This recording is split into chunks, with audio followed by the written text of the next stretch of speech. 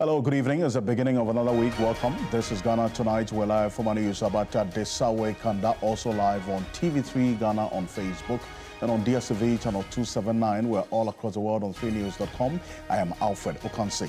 Tonight, Member of Parliament for the Esutifi South constituency, Ebenezer Kweku Ado, alleged to have incited the youth to attack a NIMOS task force expected at the Criminal Investigations Department to assist investigations as the story unfolds. He has denied any involvement. We'll touch on that and hear from some anti-Galamsey campaigners tonight. Yet another blow to the case of the former Director General of the National Signals Bureau, Kwabena Edu-Boy, now and his wife, as the Court of Appeal dismisses the attempt to overturn the High Court's decision on further disclosures. Stay with us. We've got details for you. Massive deployment of police and military to Garu Tempani in the Upper East region following the shooting of 2 immigration officers. One of them has been pronounced dead. Now, we have details for you on this particular one, the latest on this rather unfortunate development and more, including the arrest of the acting head of legal at the Ghana Revenue Authority in connection with this SML scandal. So we've got that and more. Stay with us here on Ghana Tonight. You're an integral part of the conversation. Let's hear from you. The hashtag we're using is Ghana Tonight on Facebook and on X. Let's get talking.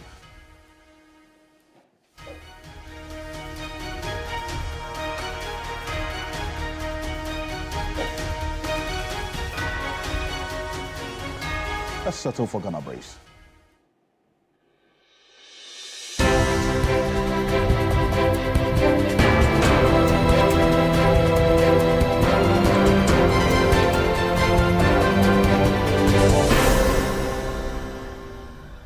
The Attorney General has withdrawn charges against Edward Akwaku, General Manager of Akonta Mining Company Limited, who was accused alongside NPP Ashanti Regional Chairman Bernard Enchibwesiakun, alias Wuntumi, of illegal mining and tree felling in the Tano Nimiri Forest Reserve. Both had pleaded not guilty and were on bail, while 2 others remain on the run. Akwaku was alleged to have facilitated mining without a license and the unauthorized felling of over 300 trees in the forest reserve. The Upper East Regional Police Command has confirmed the death of 1 immigration officer following an attack by unknown assailants. The assailants shot 2 immigration officers on Sunday, 2nd November 2025 at about 10 p.m. in Nagani, Basionde, Garu Tampani. A statement from the police command says they are on a manhunt for the unknown assailants. The Inspector General of Police has dispatched a team of investigators and intelligence officers to Garu Tampani to support the probe. Government is set to reduce the 1,070 cedis regulatory fee for courier services in a bid to ease the financial burden on operators and improve compliance within the sector. Minister for Communication, Digital Technology and Innovation, Sam George, at a Public Accounts Committee disclosed that the revised courier registration fee will be captured in the new fees and charges bill to be presented to Parliament. Many of these young men who do courier services, but for that job, will be unemployed and will pose a security risk to our country. We've decided that we're giving them a 50% moratorium on the 1,000 Ghana cedi to allow proper uptake. Once we are able to pass the new fees, in the first 3 months of next year, we would expect that all of them do the needful and register. Majority Leader Mahama Yariga has called for effective management of procedures to control what he has described as abuses by the minority. He says the minority often ignore laid down protocols and introduce new issues on the floor during their commentary on the business statement.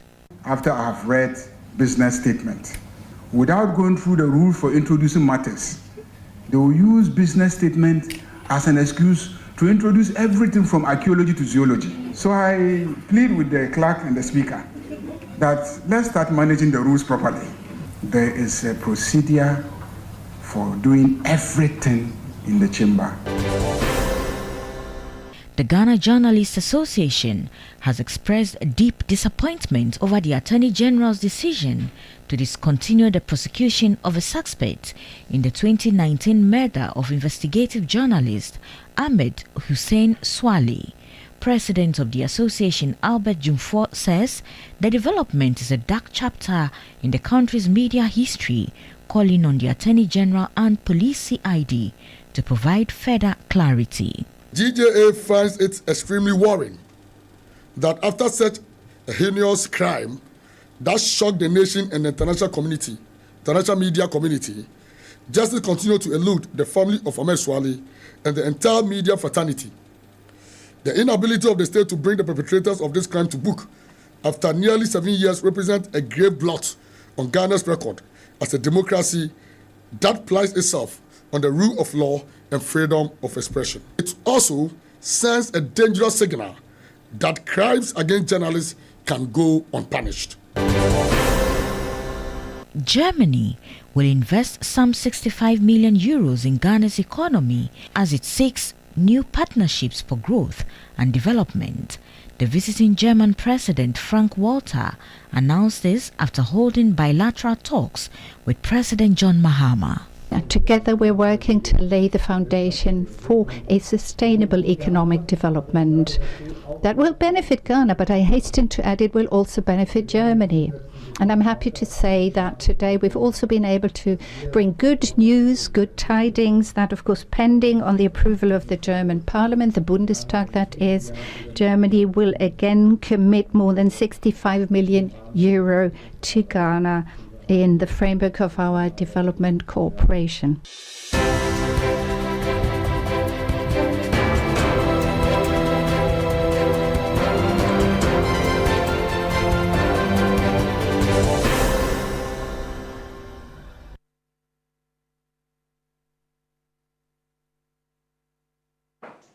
There's more news on 3news.com. Make some time and visit 3news.com. This is Ghana Tonight. We're live on 3FM 92.7, also on TV3 Ghana on Facebook and on DSTV channel 279. We're all across the world on 3news.com. We're live as well on 3 News on YouTube. As always, probably brought to you by Flamingo Paint, simply superior. Sasso Insecticide Spray and Call Computer Preco. Coming up next on Ghana Tonight, another setback for the former National Signals burial boss, Kwabena Dubois, and his wife. The Court of Appeal has also thrown out their bid to challenge a High Court ruling on further disclosures. Well, what does all of this mean? And how does this impact on the case going forward? This is a conversation we're getting into because earlier today, the Court of Appeal dismissed applications by the lawyers representing the former National Signals Bureau Director General, that's Kwabena Dubois, and his wife, in one case, as well as lawyers for the former CEO of the Ghana Infrastructure Investment Fund, that's a GIF, in the Accra SkyTrain criminal trial. Now, these applications sought to overturn High Court rulings on further disclosures of documents. So what does this mean, right? And I want to get into it, especially taking into cognizance how these two cases have evolved over time. Dennis Paberi-Wadam Esquire is an officer of the court. He has been monitoring this quite closely. What does this development mean? Let's start off with the Dubois case. Well, so it simply means that the case which is before the High Court will proceed uninterrupted. That's because these were interlocutory matters that the Court of Appeal had to deal with. That's because you recall that during the trial at the High Court, there was an application for the Attorney General to disclose, as the accused persons want, further information. Mm-hmm. That is to say, they wanted the full complement of documents that the Attorney General was going to use to prosecute them, in specific reference to some detail of statement of accounts from the national security. For the accused persons, they wanted the information right from 1992 till date. But it was the case of the Attorney General that The case before the court is in respect of a specified period of time, and that's the matters from 1992 till date were not the matters that were in contention, but just matters from 2017 up till 2024. Right. So that has been the matter. The High Court dismissed that particular application, which meant that the Attorney General was not under any obligation to disclose that information. Dissatisfied with that, they filed 2 applications. One, which was determined last week, that was in respect of the prohibition application. That is to say, the ruling that the High Court made in respect of that smacks of bias for which he should be prohibited from hearing the matter. That right. Matter was determined by the Supreme Court last week, and it was determined by way of a dismissal unanimously. The other leg of it had to do with an appeal at the Court of Appeal. That was determined today. The Court of Appeal too also dismissed that particular application. What it now means is that they have to go back to the High Court and continue with the trial. I see. In respect of the Sky Train matter, a similar application had been mounted in respect of, for Solomon Asamoah, the former CEO of the Ghana Infrastructure Investment Fund. In his case, he was asking that the Attorney General discloses board meeting minutes. Because recall, the crux of that matter is that the CEO, together with the board chair, they had approved certain funds, 2 million Ghana cedis, to be sunk into this particular project. That we did not see the project, but the money was paid. True. And the case of the Attorney General is that this money was not approved by the board. So then, it is the case of the accused person in this particular matter, that's Solomon Asamoah, that in helping me to defend myself, disclose, in addition to all the information you want to put before the court, all the minutes of the board meetings. So as to then help me. Because it is the accused person's right that you are entitled to full disclosure. Absolutely. Now, that was also denied by the High Court. That is the matter which they also took to the Court of Appeal to appeal the decision of the High Court. That today, the Court of Appeal made that determination and they dismissed that matter as well. So what it also means, again, is that they are also back to the High Court to continue with the trial. So, Alfred, these are the updates that are coming by way of the Sky Train trial and also in respect of the trial of Edu Boahen and his wife. So essentially what this means is that the legal, for the lack of a better expression, impediments in the way of these 2 cases that truncated its procession have been removed. As it stands now, yes, it's fair to say so. So the cases will proceed as expected? The cases are expected to proceed. But also remember that every now and then, interlocutory matters come up. There are always filing of processes. And in the absence of any, the expectation is that the trial will continue to proceed. So that is where we find ourselves now when it comes to these 2 particular matters, Alfred.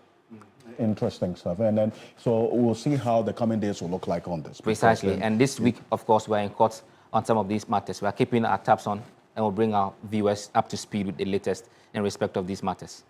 We'll keep an eye on this one. Dennis Babari Esquire, thank you. Thank you so much for joining us on this. And it's going to stay with me a bit further because that's coming up next. The Asutifi North Member of Parliament, Ebenezer Kwekwado, is facing the CID investigations as we speak. And we're going to give you the details of what we're learning right now because he's been accused of inciting the youth to attack the NIMOS task force. What really happened at this Hidiem area? Now, the full story is coming up because there's been quite a number of statements. The Ministry of Lands and Natural Resources has also issued a statement. Emmanuel Ama Kofi-Boa has condemned the attack on the members of the National Anti-Illegal Mining Operations Secretariat, that's the NIMOS, during that operation at Bronikrom, near Hidiem in the Ahafo region. Now, this is a amateur video that we got earlier. Now, it has not been disputed, it's been confirmed. In fact, it's been condemned, as we're seeing now from a number of persons. The NIMOS team was attacked on Saturday by irate youth numbering over 500 after arresting some persons engaged in illegal mining. Now, here, what you're seeing now is the NIMOS, one of the NIMOS task force members who was attacked by these marauding young people. And fortunately, the Ghana Police Service personnel who were at this particular location came to his rescue, put him in the vehicle that was also vandalized by this irate youth in the area because an illegal mining operator, a Galamsey operator, had been arrested, or some Galamsey operators had been arrested by these NIMOS people who were just doing their job, as has been prescribed for them to do, clamp down on illegal mining. This is not the first time we're seeing this happen. A couple of months ago, we also had to deal with the situation of the IGP's task force, which was set up by the IGP to clamp down on illegal mining, also being attacked by some residents of Bonteso when they went there. And we have a video of that. We'll recall that and show it to you because it reminds us of exactly what has been going on.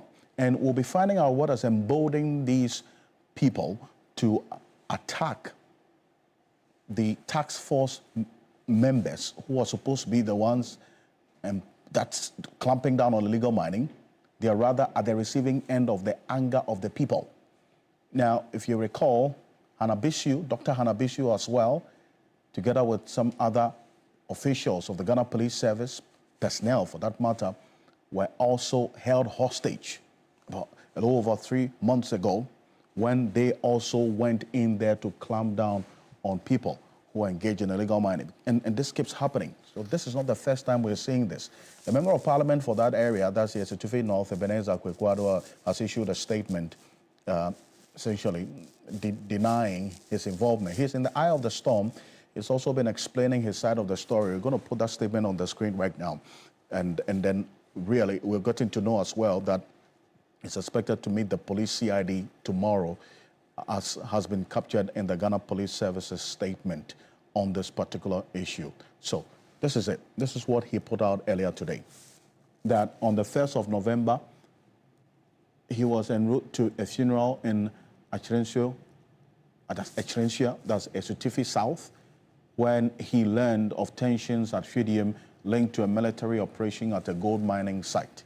He contacted Honorable Collins Dauda, who is a member of parliament for Esutufi South, who asked him to visit the site and engage the military on his behalf. Upon arrival, he introduced himself to the military leader and sought to de-escalate the situation as some youth were gathering at the scene.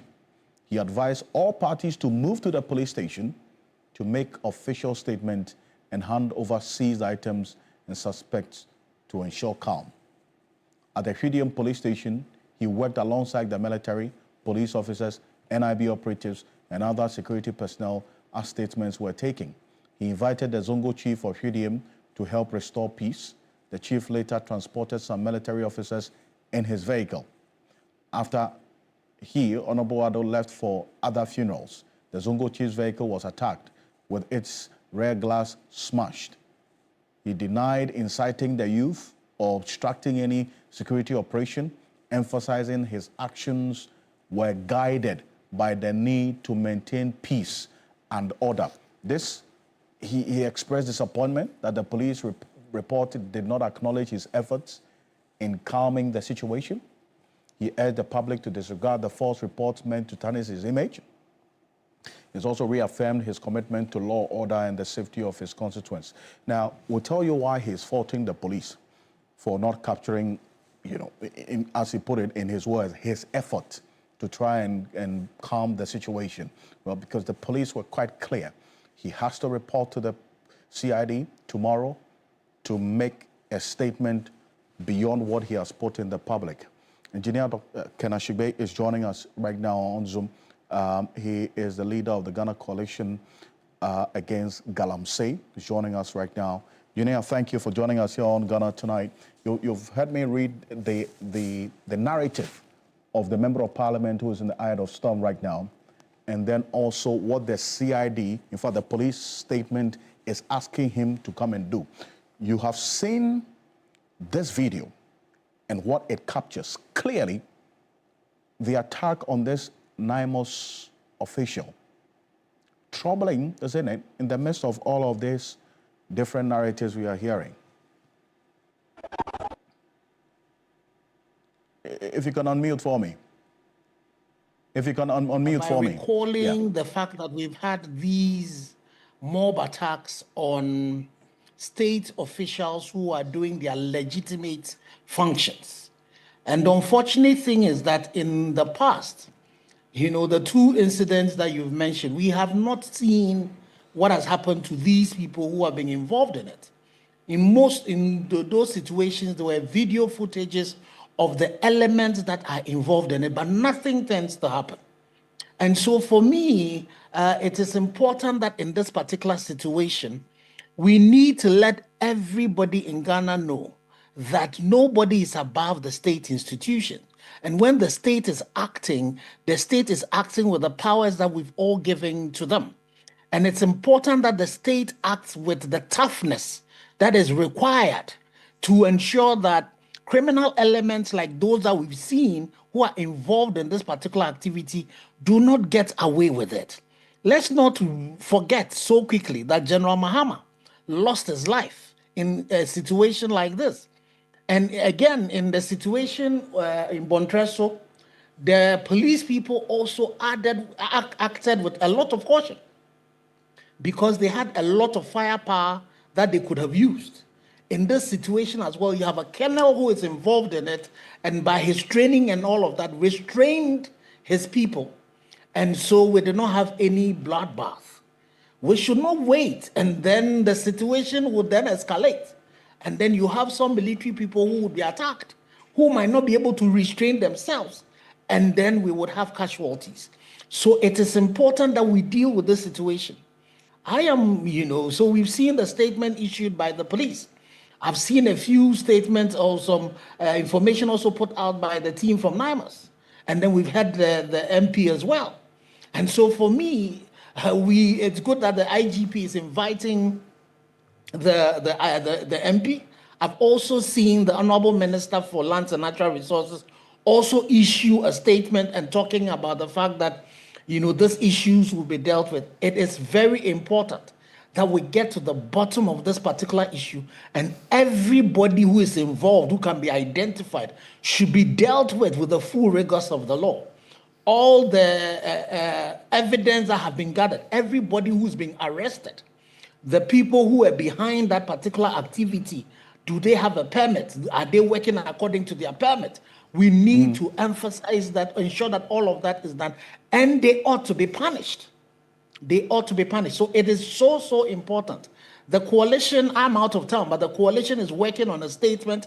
We will be issuing a statement very soon. Yeah, Alfred. And you're talking about they've been arrested and as soon as possible. We do know tomorrow all these actors, the member of parliament in question, is expected at the CID to also give a statement on account of exactly what happened. Now, it's instructive that you reference the two previous instances that I referenced. There's no record of any arrest, at least from what we do know. Correct, yes. And you see, and that's what emboldens people like this. Because in that particular situation, there was also, I think there was, in the Bontrasi issue, there was a DCU who came claiming that what they were doing was some sand winning and all of that. And, you know, we did not also see. And this is where I call on His Excellency that these people work at his behest.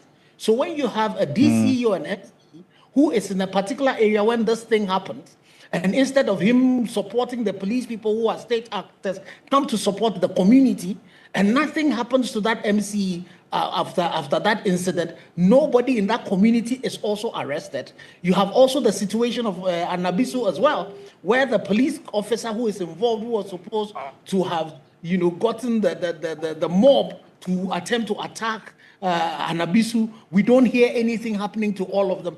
This is what emboldens them.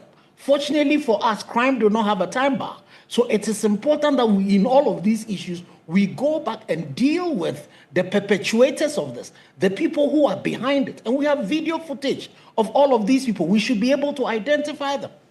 We should not wait and let the military who would feel, attacked in this and disgraced in this particular manner now want to also go back and say, you know what, these people who did wrong, let's make sure we're punishing them. And they can do that, But we've seen in all the situations that whether it's the police or the military, they have been restrained. So we should not allow this thing. And you see, unfortunately, now this illegal mining has become organized crime. You go into places like South America and all of that, this is what they do. Then they mobilize mobs who are behind all of these people, and they perpetuate these kind of things, and they then overrun the state actors so the president needs to ensure, working together with the Minister of Interior, with the Minister for Defense, to show the power of the state.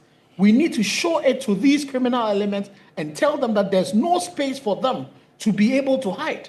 And those people who are behind this should be fished out and punished as severely as possible. And you mentioned the Bontresso one that involved the IGP's task force that was attacked. I wanted to hold on a bit. We'll recall what happened in the instance of the Bontresso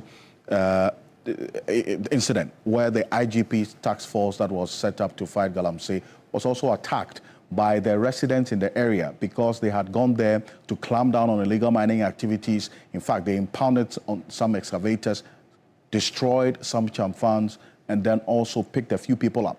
And this is what they were subjected to. Take a look.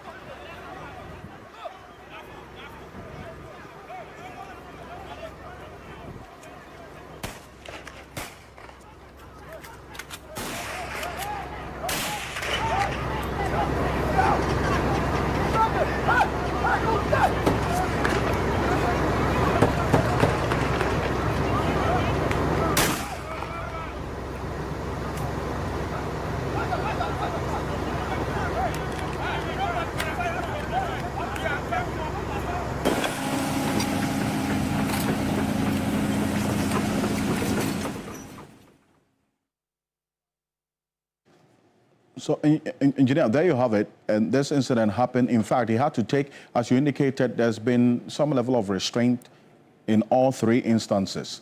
In this particular one, the IGP's task force, some officials in there, or personnel, fired some warning shots into the sky to disperse this teeming crowd of residents who were massing up to attack them because they were doing the job of clamping down on Galamsey.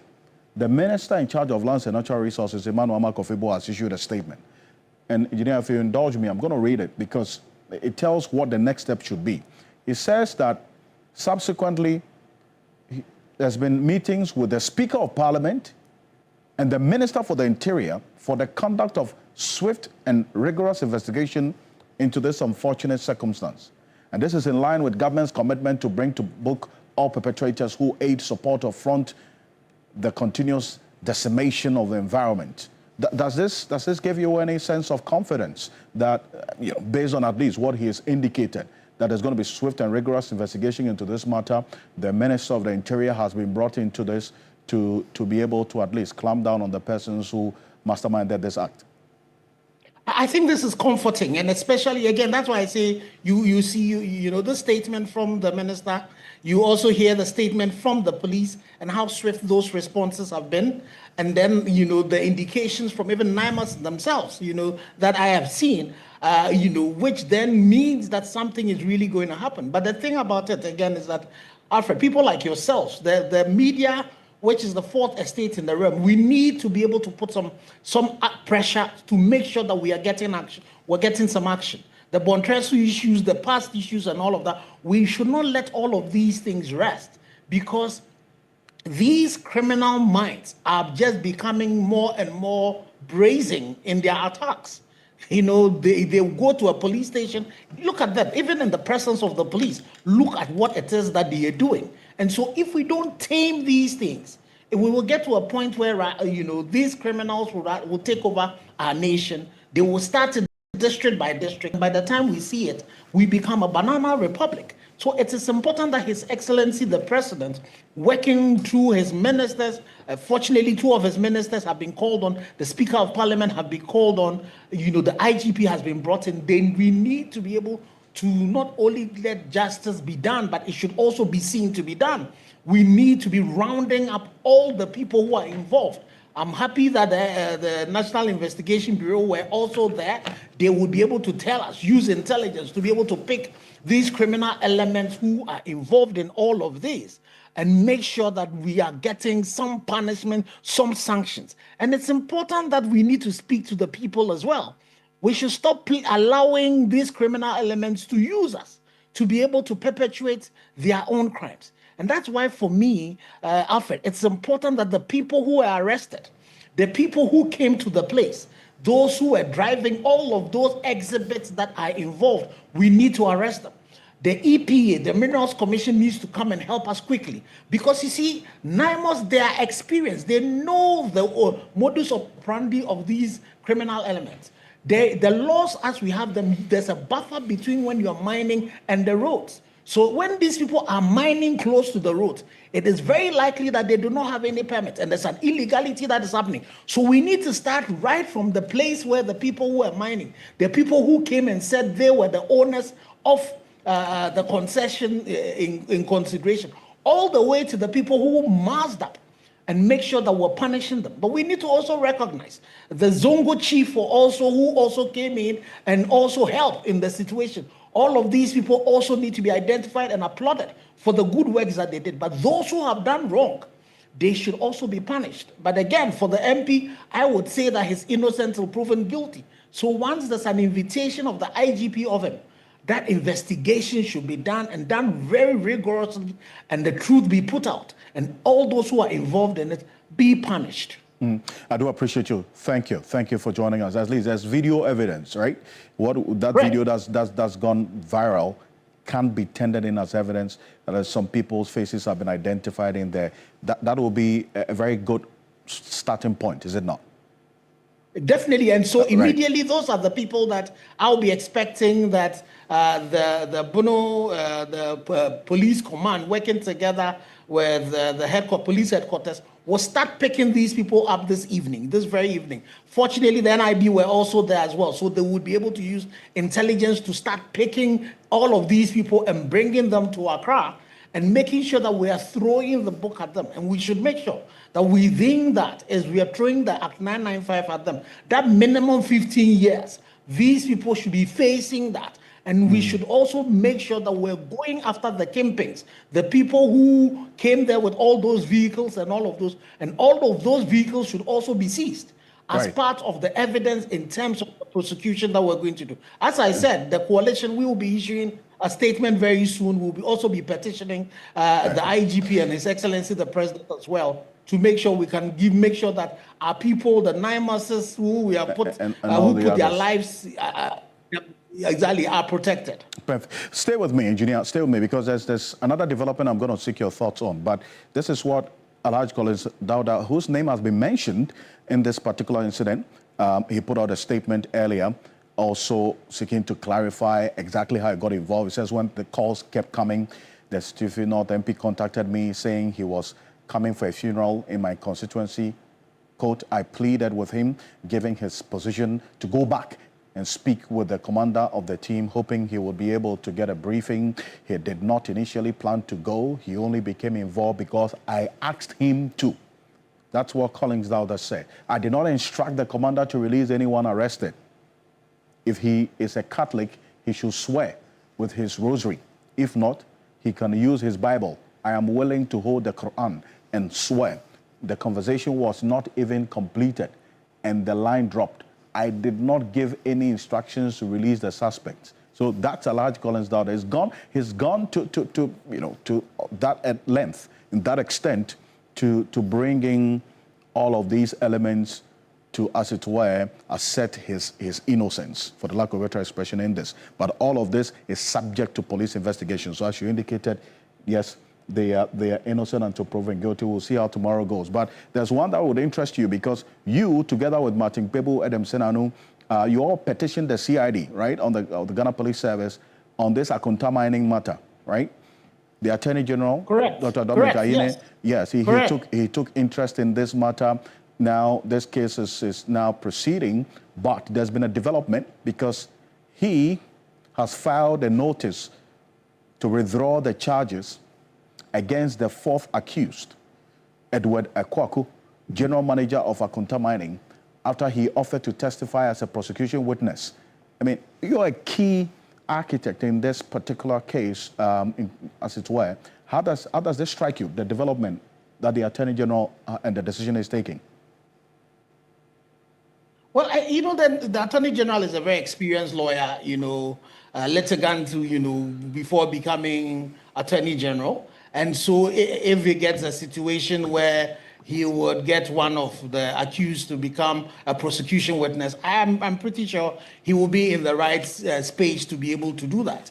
So if you take a general manager, he definitely would be a worker for Akunta Mining, and definitely he also should be a principal person. He definitely should know. And so I'm hoping that whatever evidence he's shown to the Attorney General would be able to help us make sure that the prosecution of the directors of Akunta Mining and everybody who's been involved in this criminality all the way from 2022 or up to this particular time are prosecuted. It is really very important that we are beginning to see some progress so far as this case is concerned. But Alfred, you remember that in that when we met His Excellency the President, when the Attorney General mentioned the progress that was being made by on this Akunta Mining issue, we also asked about the other politically exposed persons whose cases were pending, and Attorney General told us that there was some work going on. It will be important for you, the media, to also ask the Attorney General to brief all of us so that we know where those particular cases have gone to. It would also be important to find out what is happening to the Professor Frimpong Boateng case as well. All those politically exposed persons who were mentioned in those cases as well. What is actually happening so far as those cases are concerned? We need, the elephant in the room is the politically exposed persons who are involved in this galamsey. It's mostly not the people you find in the pit. It is the people who are funding this thing. So it's good that this case is making progress, and we would hope that the Attorney General would work on all the other cases as well that is happening. In the Yoko case that is also going on, all of those would also be dealt with. I truly appreciate you. Thank you. Engineer Kenachikwe, thank you for joining us here on Ghana Tonight. He is the convener of the Ghana Coalition Against Galamsey. In this capacity, that's what he spoke about, but also we do know that he's the CEO of the Ghana Chamber of Mines. He, together with 3 others, petitioned the CID on this Akunta Mining case. Another petitioner, Martin Pebu, private legal practitioner, is joining us as well on Zoom. Counsel, good evening. Thank you for joining us. I mean, this is the development in the case that you, together with Engineer Kenachikwe, whom you just heard talking, petitioned the CID, this administration, the Attorney General has taken this matter up. But the development is that the fourth accused, the general manager of Akunta Mining, has had his charges withdrawn because he has agreed to serve as a prosecution witness. I mean, how does this come to you or get to you, Counsel? Yes, it's good because, you're looking for evidence. So if the fourth person is willing, he was part of the cabal.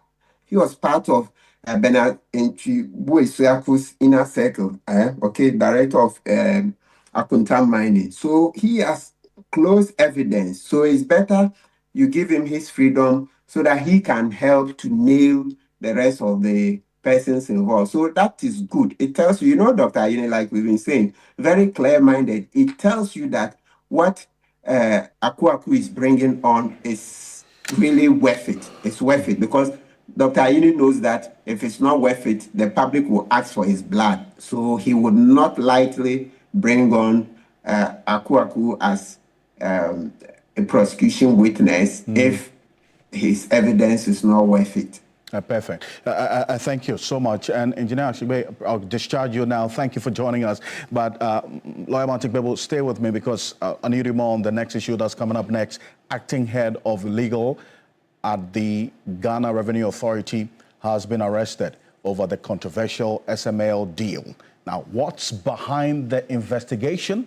That's the question that we're going to give you some detail on right now, because we received this notice from the Office of Special Prosecutor earlier today. We're going to put that on the screen right now. So the Office of Special Prosecutor arrested the acting head of legal at the Ghana Revenue Authority, Freeman Saba. Mr. Saba is under investigation for suspected corruption and corruption-related offenses, as well as obstruction of justice in respect of the GRA Strategic Mobilization Ghana Limited Revenue Assurance Contract. So that's what we do know. It's all because of this SML GRA deal.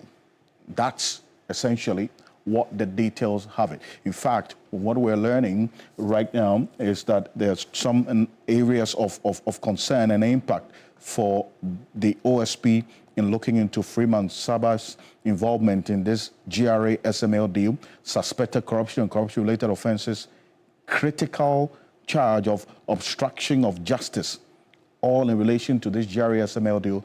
Lawyer Matikbebo, you had made this call over the weekend when we spoke on Key Point that because of the statement that he, Mr. Saba, issued when Gary Nimakon wrote to GRA seeking clarity on exactly what SML had done, you said he had questions to answer. Now, the OSP appear to have taken your advice and gone on the path. He has been arrested. Lawyer Matikbebo, how does this development get to you? It's very exciting. It's good because what it does is that it sends a clear signal to other public officers to be wary of obstructing justice. To be wary of obstructing justice. What is the context of this case? You know, we've had a KPMG report which said some of the work had not been done. Then now you have the OSP also investigating. So perhaps what the public officer would have done, and then also you see the Manasseh documentary. You see that then? Yes, you see the Manasseh documentary where Christian Soti, MD of the SML, said that they don't do those work, transaction audit, etc. Then they were asked, but there's even publication in the Daily Graphic that SML has saved Ghana about 3 billion Ghana cedis. And he said he's not aware, he's not part of it.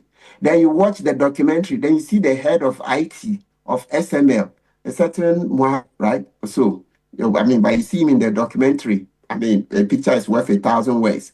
He's asked, Mr. IT manager, your flow meters, etc., that you use in measuring the quantity of the oil that's being imported by the various companies in the MPA tanks, are they better than the GRA flow meters, etc.?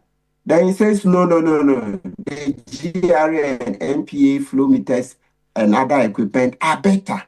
So in the context of all this, it beggars believe that Mr. Freeman Saba would write a letter to say that work has been done. Why don't you say, look, this matter is under investigation, so let the investigators finish. So that's the key thing, that he has, basically gone ahead of himself, and so it is appropriate that the OSP investigates the matter. We are not by any indication at all saying that Mr. Freeman Saba, the lawyer, is guilty of any offense. No, that's not what we are saying. What we are saying is that based on the kind of answers he's given when investigations are ongoing, right? And even before this current investigation by OSP, the legal officer, I would do a documentary and also even look at the KPMG one. We all know that government, so sometimes, I mean, it was to be expected that because KPMG does a lot of business with Akufo-Addo's government, they would not be as thorough and would not put everything out. We said it. We said that KPMG was too close to government to do an independent review, right? But at least even the KPMG report itself indicts SML in several respects. So these were sufficient to cause the officer to say, look, we are not passing judgment on the work done so far because it's with the OSP. So for him to have run ahead of him, etc., where even in the Manasseh documentary, the same GRA officers who were seized with the actual work said they don't use the SML data. The people who were in charge of the tank farms, who were monitoring the flow meters. You see the tank farms, you find the big tank farms where you have the oil kept in, and the oil, the importers will come for their oil, etc., said that they don't use SML data. So how can a lawyer of the same GRA go out to write that work has been done? You go into the OSP report, and then you find paragraph 215. Viewers can refer to it. 215, you see a chronicling of how the SML equipment were not working for years. You look at paragraph 212, 213, etc. There are other paragraphs where you also find that Ofori-Atta asks for money to be paid. Ken Ofori-Atta, Minister of Finance at the time, brother to President Akufo-Addo, asked for money to be paid to SML when he himself knew that work had not been done. So it's good that Mr. Saba would answer questions, and so we'll get to the bottom of it. I see, but you see, Counsel, if the OSP's own investigative report, you reference page 215, 212, I'm going to pull that up in a bit, but if the OSP's own report does capture the fact that SML did not do what it was paid or contracted to do, would you agree with those who also ask the question that, look, why is the OSP then demanding a refund of just 125 million cedis when over $1 billion was involved in this entire SML GRA deal, which his own investigative report says SML did not do what they were contracted to do? Why take 125 million when over $1 billion has gone into this deal? Would you agree with those who say something more must be demanded? Absolutely, yes. And we made that point on Saturday on the key points that OSP must go for far more than the 125 million. As far as I'm concerned, look, it's almost all the money. The 1.4 billion that has been paid, 1.4 billion Ghana cedis. All of it because you see that this contract is one that from day one, SML never gave us value for money. In the report, you see it clearly. OSP's own report shows that at the time Ofori-Atta wrote to controller to pay SML money. Okay, so you are talking about when SML came in June 2018, right? By October 2018, etc. Still, SML was struggling. They hadn't been able to, so there was no basis to pay them. Then you go to the next salient point, which is that in October 2019, 3rd October, when Kofi Nti, former GRA boss, signed the letter for the contract for renewal, it was void because Kofi Nti had left office on the 1st of October 2019. So that was void. Then another key point, you go to 2020, April 2020, Osafo Mafo, having said that, listen, GRA itself even wrote earlier on in 2018 to service providers that, look, government is about to use ICOM. Government is about to introduce ICOMs. When we say ICOMs, that's Integrated Customs Management System. So to collect the, taxes, etc. for us. So it was going to be a single provider. So all the other providers will stop. So GRA itself also wrote based on Osafo Mafo's letter. So from 2018, then you find the letter of 20th April 2020, where SML itself now sought to write to Osafo Mafo 2020, Mr. Ocansey, let's put all the emphasis on 2020. Osafo didn't respond to them. So it was clear. You are begging that, please, can you take a second look? Let us continue to work. That's SML's letter to Osafo dated 20th April 2020. Osafo didn't respond. It's because his letter had come earlier on. And then SML is responding on 20th April 2020. Osafo doesn't respond. So if somebody has told you, a government senior minister tells you that, look, your services have come to an end, and so if anything, you are only to be paid, if you can prove that you've done any work, that's if you can justify. How can you continue from 2020 to 2024 and say you'll be paid? It's illegal money. So this is what the Supreme Court says. They will look at each case, okay, on a case-by-case basis to when a contract is void.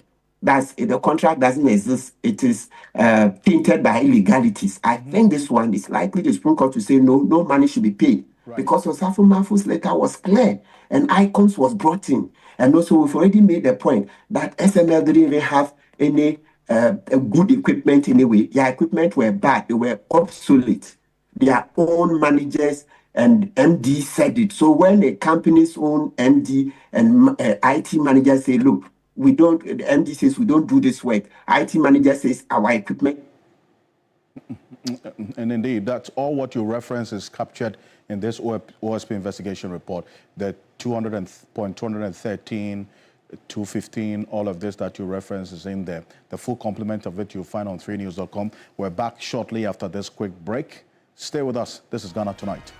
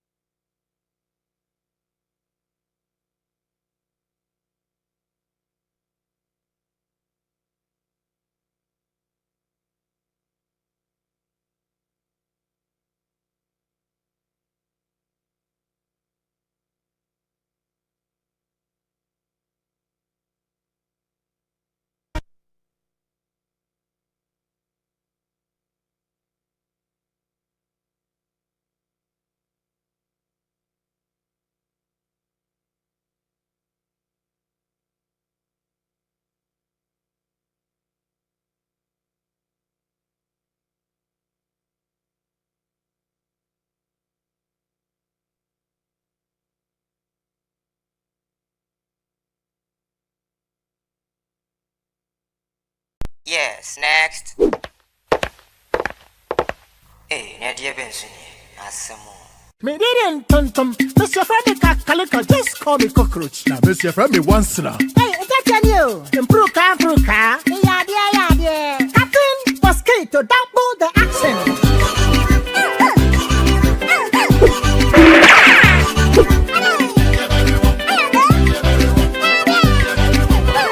Me did sasso spray. Mr. Friend, sasso quell. Yeah, cool, too much assassin,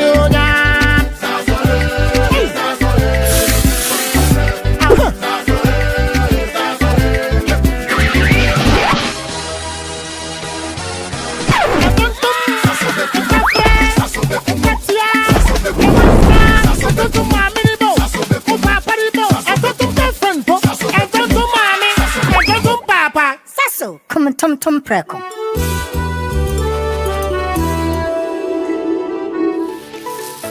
Why are more and more professionals choosing Flamingo paint? As an interior decorator, I aim for that beautiful, elegant look. Flamingo paint has great hiding ability to cover and transform old walls easily with just one coat. Impressive. For me, as a professional painter, I love Flamingo paint because it gives small paints that paint huge area, meaning more profit for me. Great value for money. As an architect, Flamingo paint, with its well-researched and solid composition, guarantees durability for all my buildings. Flamingo paint, superior hiding, superior coverage, superior durability. Flamingo paint, simply superior. In my line of work, a confident smile is everything. Kale Charcoal Toothpaste keeps me on top of my game and ensures my smile is always radiant and bright. With the tiring nature of my job, we spend several hours under the scorching sun. To keep our teeth white and our breath fresh all the time, we use none other than Kale Charcoal Toothpaste. Kale Charcoal Toothpaste. You're on a Kessie and in a kit one. Samayo Kendini, who be here, Semetra Sapapadia to Amame Manfo, Kale Charcoal's natural ingredients, and a bomb is so buying, and Maniswing, Nesansu Mama Hotoso, a will beg you. Kale Charcoal Toothpaste. Use Kale Charcoal Toothpaste for anti-cavity, whiter teeth, and fresher breath all day. Available in 80 gram and 150 gram. Grab yours today. Kale, happy smile. This advert is FDA approved.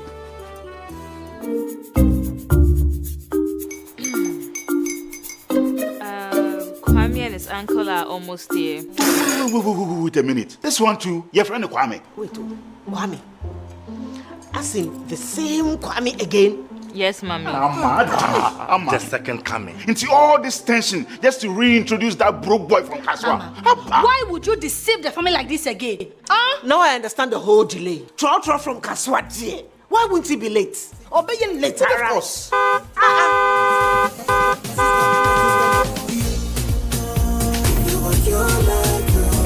Star 712 hash, star 712 hash. You go be the luckiest. Coffee from Georgia be luckiest. From not the cause she be luckiest. Yeah, you go be luckiest. No matter why you're luckiest. Everybody go be the luckiest.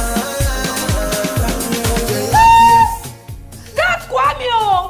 Send your God the apple boom. If you're poor, what's that?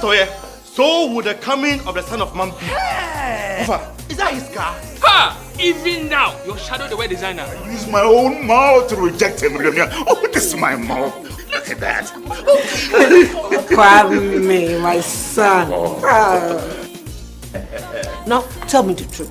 How did this all happen? Oh, Mommy, simple direction. Mr. Goodluck no check me way. Yeah, man. Easy cry. Or dial star 712 hash. The devil is a liar. He picked his ticket and entered his lucky 5-digit number. I'm his birthday. Oh, how romantic. And he followed the prompts, yes. And then boom, confirmation test.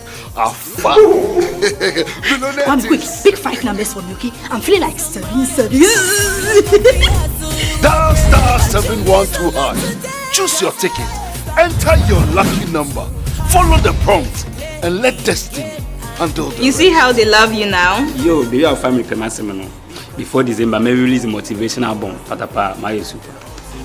This promotion is regulated by the NLA on the Caritas platform.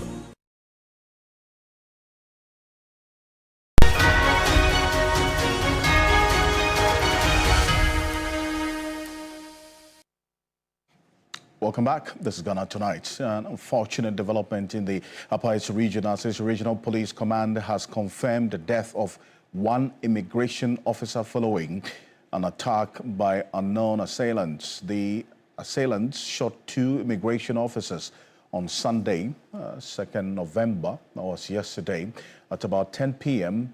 in Nagani, that's in the Garut-Tempani area. Now, the officers were ambushed while returning to their base after conducting foot patrols. The wounded officers were rushed to Bolgatanga Regional Hospital, where one was sadly pronounced dead. The attackers made away with 2 AK-47 rifles belonging to the officers. A statement from the police command says they are on a manhunt for the unknown assailants. Upper East Regional Correspondent Kasusanyana has been reporting that the Inspector General of Police has dispatched a team of investigators and intelligence officers to Garut-Tempani to support the probe. The command assured the public that a thorough investigation is underway to unravel the crime and also bring the perpetrators to book. We've got a statement from the Ghana Immigration Service as well on this matter. We're going to put it on the screen right now. Quite unfortunate development. The service confirms the attack on the 2 immigration officers who were shot at Nangrani in the Tempani district in the Upper East region on their return from duty on a motorbike. The assailants laid ambush and opened fire on the unsuspecting officers. The distressing incident occurred Sunday, November 2 At approximately 8:30 p.m., the two assailants, that's the two, Assistant Immigration Control Officer AICO 1 Philip Latte and AICO 1 Cosmas Dakura, endured gunshot wounds and were promptly administered initial medical care at the Bansore Clinic in Timpani before being transferred to the Bogatanga Regional Hospital. Regrettably, AICO 1 Cosmos Dakura later succumbed to his injuries and passed away in the early hours of November 3, that's today.